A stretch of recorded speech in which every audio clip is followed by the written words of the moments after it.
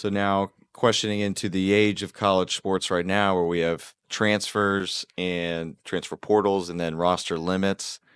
Like, how are you managing that in respect to the fears and the negativity, the closed mindsets, and the potential where things do go south? So we had a massive roster contraction mandated by the SEC. So gone from 30, I think we had 34 men on the team this year, and we've got to get to 22 by next year. Okay, I thought it was already in. So, So, 22 we can take to SEC championships, okay. but we had 30 some guys on the roster. Next year, we can only have 22 guys on the roster. We can still take them all to the conference meet, but it's 22. So now, like we've had to decide, okay, where's knowing that we're always recruiting, we're always developing, but now this transfer portal is massive and it's Hmm. now filled with people who've been cut from other teams that um, who who either they didn't want to carry those people or the guys left on their own or Hmm. the women left on their own. The transfer portal is pretty.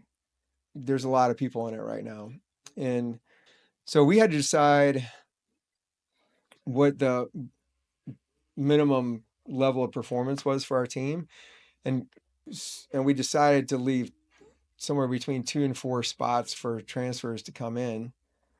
So gave 18 guys assurances that they're on the team, and then there's still recruiting a couple people, but at least 2 spots for a transfer.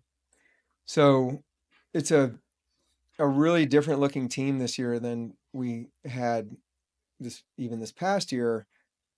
17 men who were on the team last year will not be on it this year, either through graduation um, or attrition, and we'll bring in probably uh, 9, 10 new people.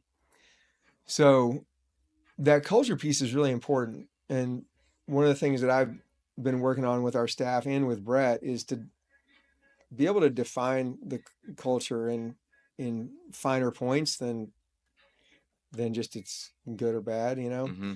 um, and have a way to evaluate the people coming onto our team in terms of those cultural elements.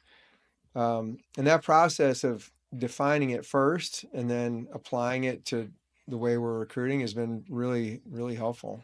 Yeah, I believe it. And then the leaders, the guys here, they can model it. So you've defined it, and then people are acting it out well. It's not just words that are. It's like some office where they write their mission and And it then doesn't go leave it. down. Yeah.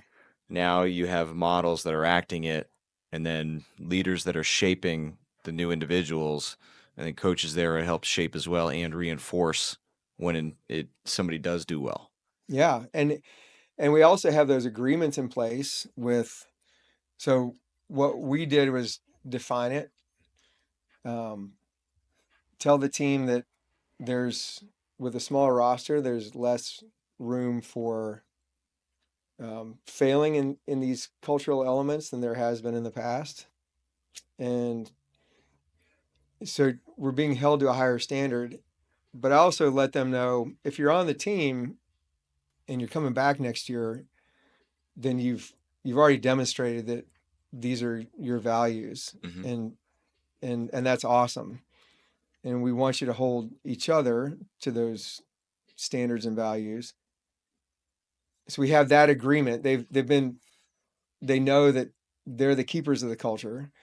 And then when we bring new people in, we're able to have that agreement on the front end that this is these are the expectations, and we all have a responsibility to uphold those, including me. Like I'm Yeah. asking you to hold me accountable for my own behavior, the behavior of the staff, and then as a leader to hold everyone to that standard also. Hmm. And then, forgive my ignorance, is there like the NFL? You have this amount of time to get your roster down. Come August, season starts. Do you have any ramp up, No, or it's set at what time for next year? really, from the first, technically you're counted on the roster the day of the first competition, Okay. But unlike the NFL, I mean, you can have guys on salary or on contract, right? And part of the contract probably changes as soon as you're not on the team. But for us, if you start the school year on any kind of a scholarship, you're on the roster. And so if it's 22 and we have 24 guys on scholarship, we're in violation. Mm-hmm. And the punishment for that is pretty significant. So we need to know our 22 by the first day of classes and practice. Man. And And and really July 1st, because that's when the financial aid agreements come in. and in your coaching career, has there ever been a big shift and change like this in the past that just ruffled all the locker rooms up? Nothing remotely close. Nothing remotely close. Well, always growth and opportunity as a coach. And it's a test, Mm-hmm. right? Like I've been coaching a long time. I'm 59, and I I have watched coaches in other sports for a long time. Like have a huge amount of admiration for coaches who have been really successful for a long period of time. Mike Krzyzewski, Jim Boeheim, Tony Bennett, um, and all three. Um, who else did it recently? Somebody even younger, but all those guys have said this isn't the sport that I thought it was, and I know that they're dealing with different situations than I am. They're paying guys a lot of money, and Mm-hmm.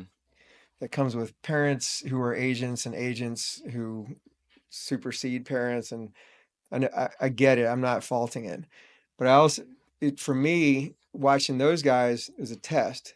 Like, am I still excited through these changes?